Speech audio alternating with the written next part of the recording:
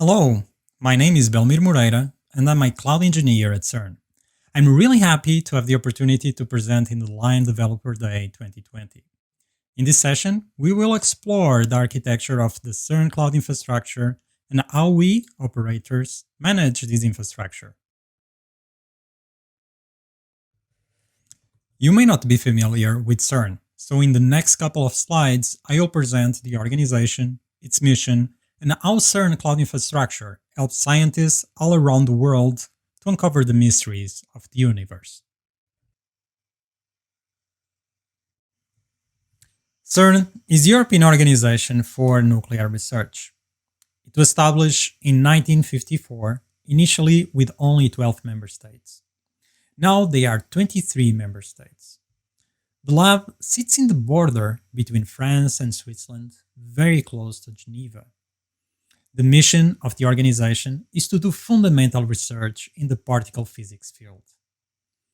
CERN is the biggest international scientific collaboration in the world. More than 10,000 scientists from more than 100 countries work at CERN. The LHC is CERN's largest particle accelerator with 27 kilometers in diameter, and it crosses two countries, France and Switzerland. In this image, we can see the size of the LHC in the map and use the Geneva airport for comparison. The LHC accelerates particles from two beams traveling in opposite directions, clockwise and anti-clockwise. And these particle beams collide in 4 points very well defined. The experiments: CMS, LHCb, Atlas, and ALICE. The LHC is 100 meters underground. This is how the tunnel looks like. You can see the magnets, these big blue pipes. There are around 10,000 of them. There are different kinds of magnets. Some of them focus the beam, others bend it. Each magnet can measure between 5 to 15 meters, and they can weigh up to 35 tons. Inside each magnet, there are two pipes for the beam to travel in the opposite directions. These electromagnets are superconducting. This means that they conduct electricity without resistance. To achieve superconductivity, they need to operate at very low temperatures, minus 271.5 degrees Celsius, which is even lower than the temperature of outer space. The cooling process takes few weeks and requires 96 tons of helium.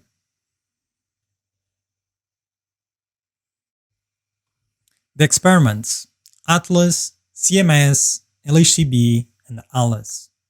These are the particle detectors where the collisions occur. These machines are huge. They have up to 45 meters long, 25 meters in diameter, and more than 12,000 tons. And they are 100 meters underground. A detector is basically a digital camera, but they take 40 million pictures per second. This produces up to 1 petabyte of raw data every second. Of course, we cannot handle all this data. Because of that, experiments have trigger systems to identify and select in real time the most interesting events for detailed analysis. After the last trigger level has been applied, still few gigabytes of data per second needs to be stored to be later analyzed.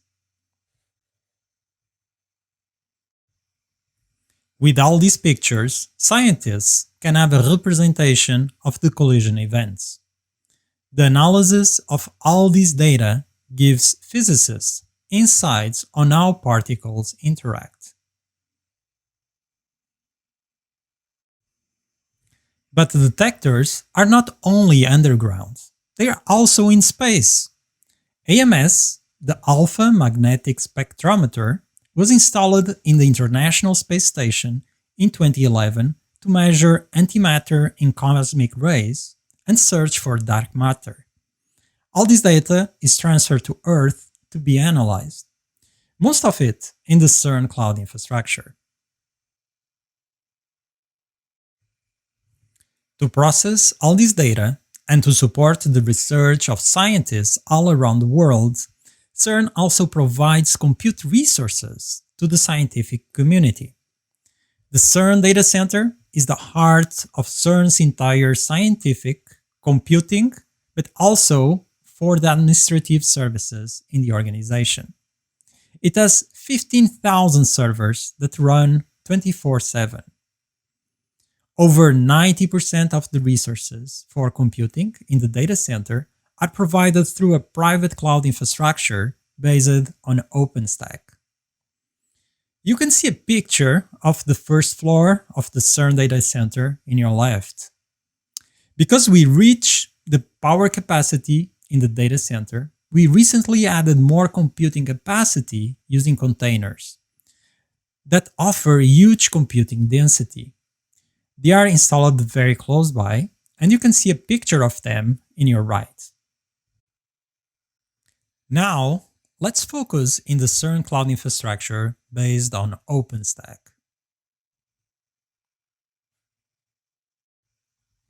We started to work in the CERN Cloud infrastructure in 2011. By 2012, we set up a very small OpenStack Cloud prototype. It was based on OpenStack Essex release, and we had only 500 cores, and it was open only for few users for initial tests. We had 2 iterations where we destroyed the old clouds and set up a new one based in everything that we had learned, and added more functionality and more capacity. Our last prototype cloud in March 2013 was completely integrated with the CERN infrastructure, like the network infrastructure and Active Directory. This prototype had 14,000 cores. You can see in the slide the name of the cloud prototypes: Guppy, Hamster, and the last one, Ibex. So what we did next? We deleted everything again and set up another cloud. This was in July 2013, and it was based on Grizzly release. We tag it as production. This means that it's open to all the CERN community since then, non-destructive upgrades, and is ready to run the IT core services and data analysis. Since then, we have been upgrading the infrastructure every 6 months. We increased our service offering, we increased our capacity several times, and we learned a lot how to manage OpenStack at scale. We run today more than 15 different OpenStack projects to provide different functionality to our users. Not only the core OpenStack projects like Nova, Keystone, Lens, or Neutron, but also projects like Ironic for bare metal provisioning, or Magnum for containers cluster orchestration. This is a snapshot of one of the dashboards of our monitoring system. You can see an overview of the resources available in the CERN Cloud infrastructure. We have almost 250,000 cores, more than 30,000 virtual machines running in the infrastructure, more than 500 Kubernetes clusters, and 5,000 nodes that were deployed using Ironic.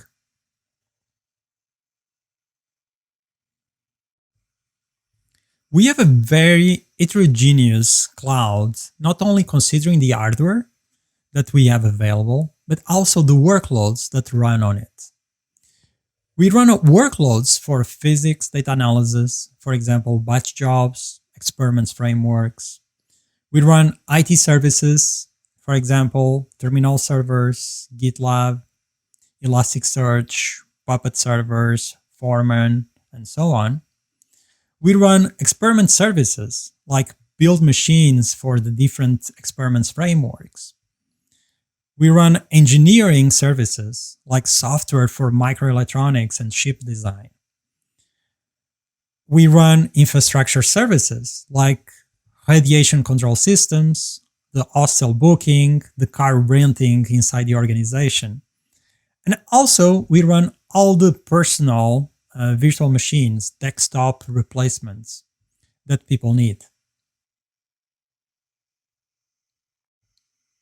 For the physics data analysis, the virtual machines are optimized for computing performance. We use CPU pass-through and NumAware flavors for this. The physics data analysis represents more than 80% of all the computing capacity that we have in the data center. All these data analysis virtual machines are, of course, ephemeral. Then we have all the pets. These are all the other workloads. In this case, performance is less important than durability. The availability of these virtual machines is important. If they are not available, those workloads will be affected. With no surprise, we use line migration to manage these machines. These virtual machines create a huge challenge when we need to decommission hardware or during operating systems upgrades. In this slide, we can see an overview of the CERN Cloud infrastructure architecture. In your left, we have the different OpenStack projects that we run, like Keystone or Glance. And in your right, we have Nova. Each box represents an OpenStack service like Nova API that runs in a separate node. The numbers in blue represent the number of instances that we have for that service per region. For example, we have 16 Keystone nodes running behind the load balancer and 8 Glance APIs. All these services run in virtual machines in the same infrastructure that they manage. In Nova, we use cells. Currently, CERN runs more than 80 Nova cells. You can see that we only have one cell controller instance per cell. We will discuss this later. To scale a cloud infrastructure to thousands of compute nodes, the architecture needs to be simple. So let's explore how we use this concept in the CERN Cloud infrastructure. Currently, we run 3 regions. The main motivation to use regions is to be able to scale Neutron, the network service. This project doesn't have any concept of sharding like Nova with cells. This is very challenging to scale.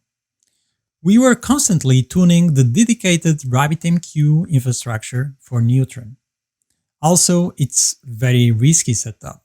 Any problem in Neutron service can affect all the infrastructure. So the simple way to scale was to split the infrastructure into different regions.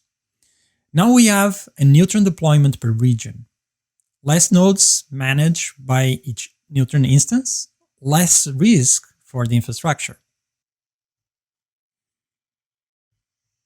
In each region, we deploy Nova cells. Cells have several advantages. They are not exposed to users, only operators. They provide availability and resilience because they isolate failure domains. We can dedicate the resources in a cell to a subset of projects, and we can organize our hardware type and have different configurations per cell. In our infrastructure, each cell has a maximum of 200 compute nodes configured. In the past, we had cells with more than 1,000 compute nodes, but when you have this number of nodes configured in a single cell, if the control plane fails, it can have a serious impact in the infrastructure. So we simplified, deploying much more smaller and smaller cells. Small cells are much more easy to manage and to deploy. It also allows us to have a very small control plane per cell. And an availability zone is a logical organization of our cloud infrastructure that is exposed to users. An availability zone, in our case, is a set of cells. We have 3 availability zones available to our users. This allows them to spread their applications between the different availability zones to mitigate control plane or hardware issues in the infrastructure. This simple approach and deployment increases the availability of all the workloads that run on top of the CERN Cloud infrastructure. To have a resilient infrastructure, we need to have a resilient control plane. For that reason, we deploy the control plane in virtual machines. Each virtual machine runs only one component, for example, Keystone, Glance API, Nova API, Nova Scheduler. And then we deploy a lot of them distributed between the different availability zones that we have available. They run in the same infrastructure that they manage. In this diagram, each cross represents a virtual machine for the control plane, and each color represents a different OpenStack service. We can see that we deploy them between the different availability zones that we have available for resilience. This raises the question between failover versus high availability. 7 years ago, when we first deployed our initial production cloud infrastructure, the OpenStack control plane was running in a few dedicated physical nodes. RabbitMQ was clustered with mirror queues. The databases were clustered. We soon realized that this was a very complex solution to support thousands of nodes. Also, when these clustered systems fail, they fail in a very catastrophic way. So we decided to simplify. We don't aim anymore for a fault-tolerant control plane, but instead for a high available control plane that we can recover very fast and easily. In addition to the control plane virtual machines, we also run empty virtual machines that can be configured in only a few minutes by our configuration management system to become any OpenStack control plane service. We call them hot standbys. These hot standbys are represented in gray in this diagram. In the event of a problem in a cell or an entire availability zone, these virtual machines can be easily configured to replace the affected services. This allows us to have a very simple and at the same time high available architecture. Because it's so easy and fast to replace affected services, we decided to have only one virtual machine as cell controller per cell. This virtual machine runs the Nova API metadata service for the cell, the Nova conductor, and the RabbitMQ service for the cell. If the cell control plane fails, we just need to replace this virtual machine. Of course, API operations in the cell will be affected for a few minutes, but not instances availability hosted in the cell. Also, because we have a maximum of 200 compute nodes per cell, only a small fraction of the entire infrastructure will be affected. RabbitMQ can be very challenging to scale. We overcome this issue having a dedicated RabbitMQ instance for each Nova cell and for each OpenStack project. We don't run RabbitMQ clusters, with the exception with OpenStack Neutron. Only one server per OpenStack project for RabbitMQ that runs in a virtual machine that can be easily replaced in case of issues. Again, simple wins. We use exactly the same principle when thinking about databases. No clusters at all. We use one MySQL instance per NovaCell and per OpenStack project. Most of these instances run in virtual machines hosted in the same cloud infrastructure that they manage. Scale also implies staging. Any configuration change, any software change, goes through several stages before reaching all the infrastructure. We use the OpenStack Puppet modules to deploy and configure our cloud infrastructure. Any configuration change needs to be reviewed and approved by different members of the operations team. Then it goes through a staging process that can take few days until reaching all the infrastructure. This avoids that a wrong configuration change can affect all the infrastructure at the same time when it's deployed. For development, we have a very small test infrastructure that we call test stack that mimics the production infrastructure. This allows us to assess in a very controlled environment any code change. We use test stack mainly to validate upgrades. Scale implies continuous automation.